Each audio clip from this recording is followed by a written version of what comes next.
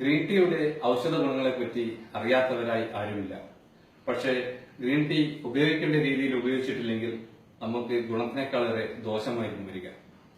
Green ടീയെ കുറിച്ച് ഔഷധ ഗുണത്തെ കുറിച്ച് പറയുകയാണെങ്കിൽ ക്യാൻസർ, റൊമാറ്റിക് ആർത്തറൈറ്റിസ്, ഉയർന്ന കൊളസ്ട്രോൾ, അതേപോലെ കാർഡിയോവാസ്കുലർ ഡിസീസ്, ഇൻഫെക്ഷൻ, രോഗപ്രതിരോധ ശേഷി, അതുകൂടാതെ ഇതൊരു ശക്തമായ ഒരു ആന്റി ഓക്സിഡന്റ് ആണ്.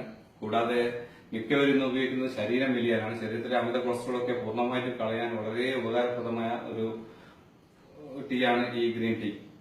പക്ഷേ ഇത് ഉപയോഗിക്കേണ്ട രീതിയിൽ നമ്മൾ ഉപയോഗിച്ചിട്ടില്ലെങ്കിൽ നമുക്ക് ദോഷഫലമുണ്ടാകും. കാരണം ഇതിന്റെ കൃഷി ചെയ്യുന്ന സമയത്ത് ഇതില് എൻഡോസൾഫാൻ പോലുള്ള കീടനാശിനികൾ കളിക്കുന്നുണ്ട്. അപ്പോൾ ആ കീടനാശിനിയുടെ അംശം ഒരു പരിധിവരെ കളയാൻ വേണ്ടിയുള്ള ഒരു ചെറിയ ട്രിക്കാണ്, ഈ ചൈനക്കാരൊക്കെ ഉപയോഗിക്കുന്ന ഒരു ട്രിക്കാണ് ഞാൻ നിങ്ങൾക്ക് വിവരിക്കുകയാണ്. ആദ്യമായി നമ്മൾ തിളപ്പിച്ച വെള്ളം ഒരു ഗ്ലാസ്സിലേക്ക് ഒഴിക്കുക. അതിലോട്ട് നമ്മുടെ ഈ ഗ്രീൻ ടീയുടെ ഇതേപോലെ അതിലേക്ക് ഇടുക.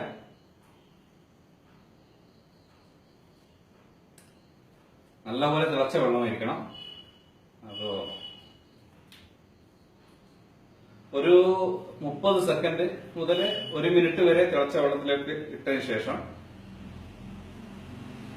നന്നായിട്ട് ഇളക്കിയിട്ട്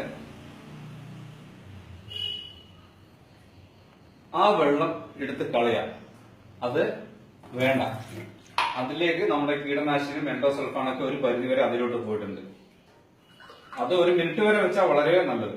അതിനുശേഷം രണ്ടാമത് നമ്മൾ ഒരു ഗ്ലാസ്സിലോട്ട് ഗ്രീൻ ടീ ഇട്ട് അത് അതിന്റെ സത്തുകളൊക്കെ അതിലോട്ട് ഇറങ്ങി വരും. കുറച്ച് സമയം കഴിഞ്ഞാൽ അത് കുടിക്കുക. ഈ രീതി നമ്മൾ അവലംബിക്കുകയാണെങ്കിൽ ഇതിന്റെ ദൂഷ്യഫലങ്ങളൊക്കെ നമുക്ക് കളയാൻ പറ്റുന്നതാണ്.